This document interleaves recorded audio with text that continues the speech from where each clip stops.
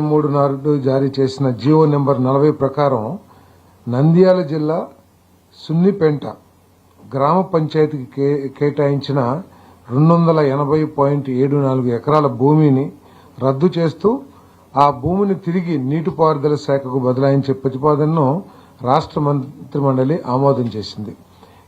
ఈ భూమిని అన్ని చట్టాలని అంటే అటవీ చట్టాలని వాటన్నిటిని కూడా పరిగణలోకి తీసుకుని రాబోయే రోజుల్లో అక్కడ శ్రీశైలం ప్రాంత అభివృద్ధి కోసం చేసిన మాస్టర్ ప్లాన్ కి వినియోగించుకోవాలని చెప్పేసి కూడా సూచన చేయడం జరిగింది.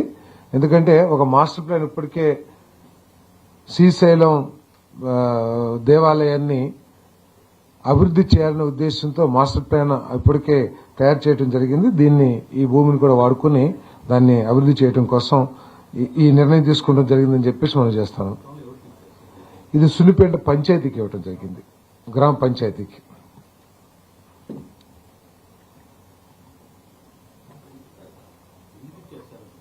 ఏమండి, పంచాయతీకి వాడుకోవడానికి ఇచ్చారు, కొంత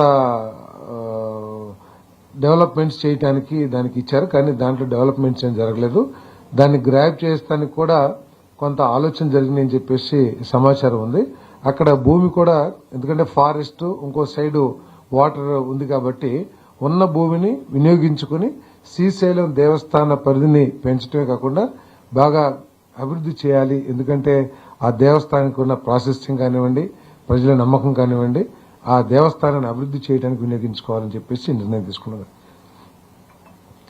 మరి 2014-19 మరియు 2019-24 మధ్య ఎక్సైజ్ పాలసీలు మరియు వే ఫార్వర్డ్ మదింపు కోసం మంత్రిమండలిలో చర్చ జరిగింది. 2014-19తో పోలిస్తే ప్రస్తుత పాలసీ ఫ్రేమ్వర్క్ లోపభూయిష్టంగా పారదర్శకంగా లేకుండా ఉండటం, అంతేకాకుండా పర్యవేక్షణలో కూడా అనేక విఫలమైన పునర్నిర్మాణం, నేరాలు మరియు ఆదాయ నష్టాలు పెరుగుదలకు దారితీశాయి. రానున్న నెల రోజుల్లో ఎక్సైజ్ శాఖను మెరుగైన పర్యవేక్షణ మరియు నియంత్రణకై ఏకీకృత పరిపాలన విధానం కిందకు తెచ్చేందుకు ఎక్సైజ్ శాఖను